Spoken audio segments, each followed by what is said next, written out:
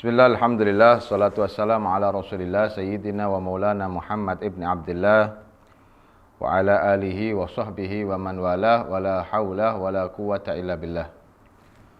Allahumma salli wa sallim wa barik wa azim ala sayyidina wa habibina syafi'ina maulana Muhammad kamaril wujud fi hadal yawm wa fi kulli yawm wa fi yawmil maw'ud sirran wa jahran fi dunya wal ukhra wa ala alihi wa sahbihi wa barik wa sallim amma ba'd. Alhamdulillah, syukurillah Allah subhanahu wa ta'ala masih mentakdir kita untuk bertemu, membahas sedikit tentang ilmu warisan Nabi Muhammad SAW. Mudah-mudahan insyaAllah Allah subhanahu wa ta'ala berikan kepada kita rezeki berupa ilmu yang manfaat, barokah, yang bisa semakin mendekatkan diri kita kepada Nabi Muhammad SAW. Mungkin di sini saya akan mengkaji masih tentang kitab Mukhtasar Ihya Ulumuddin, cetakan Darul Kutub Islamiyah, halaman 77 tentang fawaidun nikah, faedah daripada pernikahan. Di halaman 77, fasal fi fawaidun nikah wahya kasiratun, faedah menikah itu banyak sekali. Faminha, yang pertama atau diantaranya adalah kita mendapatkan pahala di sisi Allah Subhanahu wa ta'ala. Karena memang pernikahan di dalam agama Islam itu berbeda dengan pernikahan di dalam agama-agama yang lainnya. Maaf, misal kalau kita lihat pernikahan, mereka menilai pernikahan di dalam agama selain Islam, mereka menganggap pernikahan itu hanya pelampiasan syahwat. Makanya kita lihat justru tokoh-tokoh agama di dalam agama non-muslim, justru mereka itu memurnikan dirinya untuk menikah, tidak mengambil pasangan. Kita lihat biarawati, Hindu, justru ustadznya yang tidak menikah, meninggalkan pernikahan, meninggalkan untuk berpasang-pasangan. Tapi berbeda di dalam agama Rasulullah SAW. Di dalam agama Nabi Muhammad SAW, pernikahan itu bukan hanya sekedar pelampiasan syahwat, tapi juga untuk menjadi ladang mencari pahala. Karena sesungguhnya pernikahan itu adalah perintah dari Allah dan sunnah dari Nabi Muhammad. Yang mana wa yadullu ala targhib fihi qauluhu ta'ala, berdasarkan firman Allah Subhanahu wa ta'ala, wa ankihul ayama minkum. Wa ankihu, kalau kita lihat secara garis bahasa Arab, wa ankih ini itu adalah perintah, menikahlah. Allah memerintahkan. Setiap perintah kalau sudah terdapat di dalam Al-Quran, kalau bukan wajib berarti sunnah. Wa ankihu, menikahlah kalian wahai manusia, wahai para lelaki, al-ayyama minkum, kepada perempuan yang belum punya suami. Loh, kalau sudah ini perempuan sudah mempunyai pasangan, sudah mempunyai suami, ini bukan pernikahan, namanya perselingkuhan. Bukan pahala yang didapat, justru dosa yang akan mereka dapatkan. Menikahlah kalian kepada perempuan yang belum mempunyai pasangan.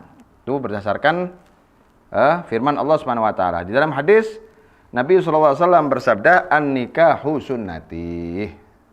Pernikahan itu adalah sunnahku, kata Nabi Muhammad.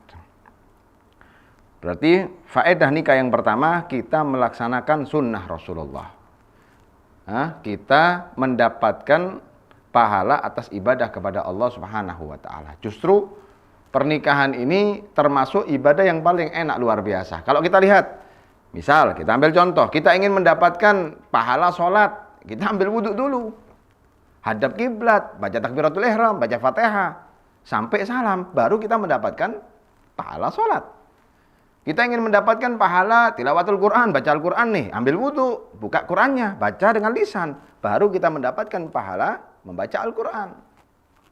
Kita ingin mendapatkan pahala tahajud, bangun malam, ambil wudhu, sholat tahajud, tapi baru mendapatkan pahala daripada tahajud.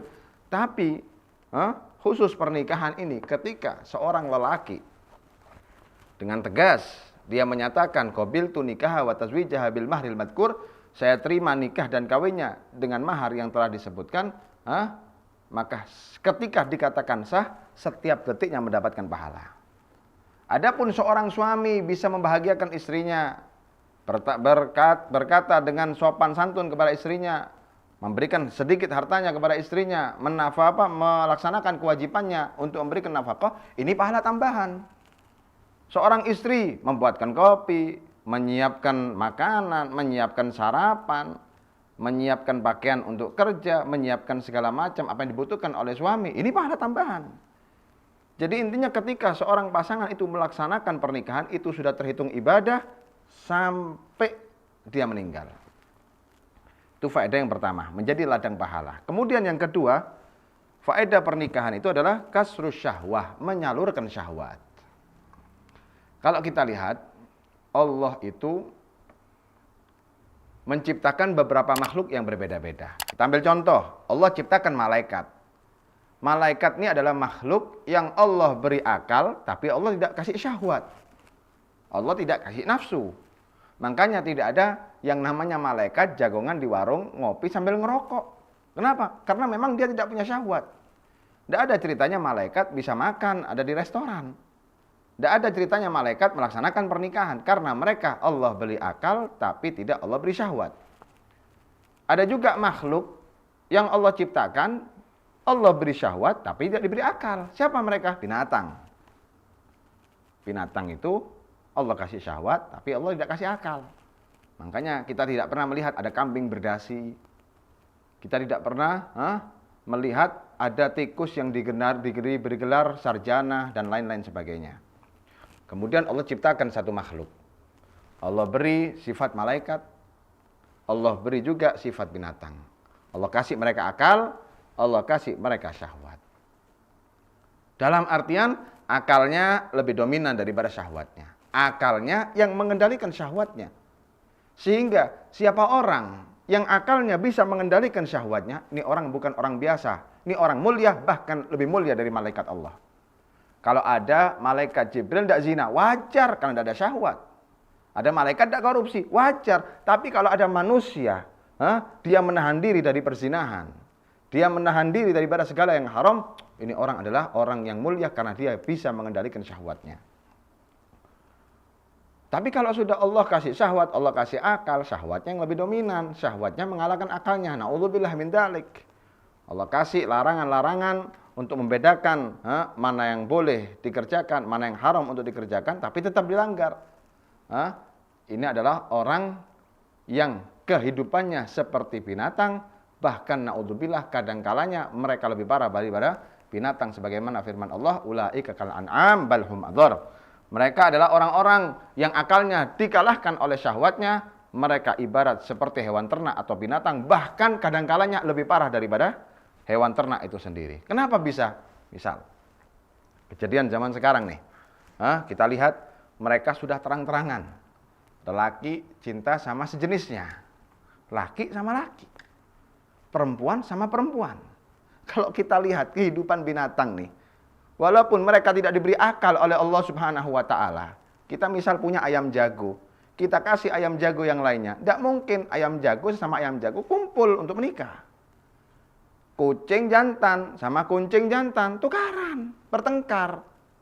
Bukannya menikah, yang ada justru bertengkar. Padahal ini adalah binatang yang tidak Allah kasih akal. Tapi lihat manusia. Allah kasih akal untuk membedakan mana yang bagus buat dia, mana yang baik buat dia. Tapi ternyata syahwatnya yang mengalahkan akalnya. Akhirnya terjadi zaman sekarang. Laki suka sesama jenis, perempuan suka sama jenis. Na'udzubillahi min dzalik. Oleh karena itu, Islam menyunahkan kepada kita untuk menikah. Tujuannya apa? Menyalurkan syahwat. Karena memang syahwat ini bukan harus dihentikan, bukan harus dipotong, tapi harus disalurkan kepada apa yang sudah disediakan oleh Allah atau yang sudah ditetapkan oleh Allah Subhanahu wa Ta'ala melalui jalur yang halal. Dan yang terakhir adalah al-waladu sholeh, agar kita bisa mempunyai anak yang soleh. Dari mana orang bisa mendapatkan seorang anak kalau bukan dari jalur pernikahan? Dan ketahuilah, anak itu, apalagi anak yang soleh, anak yang bakti, anak yang bagus, taat kepada kedua orang tuanya, ini adalah menjadi aset akhirat yang paling utama. Mungkin kalau kita bangun masjid, misal, kita lihat masjid ini bisa bertahan berapa lama? 50 tahun, 100 tahun, setelah itu roboh. Kalau direnovasi ulang, diperbarui, maka apa yang kita jariahkan tergantikan dengan jariah yang baru. Tapi kalau kita bisa melalui jalur pernikahan sunnah, niat kita sudah benar, Allah karunia kita anak, kita didik dengan pendidikan Islam, dia menjadi anak yang soleh, maka gimana? Setiap ini anak sholat, pahalanya juga diberikan kepada kita sebagai orang tua. Karena kita yang menyebabkan ini anak ada. Setiap anak membaca Al-Quran, Allah juga berikan pahalanya kepada kita. Kemudian Alhamdulillah, seorang anak mendidik anaknya, cucu kita misal, dididik oleh anak kita dengan pendidikan yang soleh, beribadah, pahalanya juga buat kita. Cucu mendidik anaknya dengan pendidikan yang soleh, pahalanya juga bakal disampaikan kepada kita. Maka amal jariah yang paling bagus adalah mendapatkan putra-putri yang soleh dan soleha, dan itu tidak bisa kita dapatkan kecuali melalui jalur pernikahan. Oleh karena itu mudah-mudahan insya Allah keluarga kita dijadikan oleh Allah menjadi keluarga yang sakinah, mawaddah, warahmah. Istri-istri kita jadikan istri yang solehah, dan mudah-mudahan kita dikaruniai anak-anak yang soleh dan soleha yang kelak menjadi aset akhirat, membanggakan kedua orang tuanya dunia, barzah sampai akhirat. Amin amin ya rabbal alamin. Akhirul kalam. Assalamualaikum warahmatullahi wabarakatuh.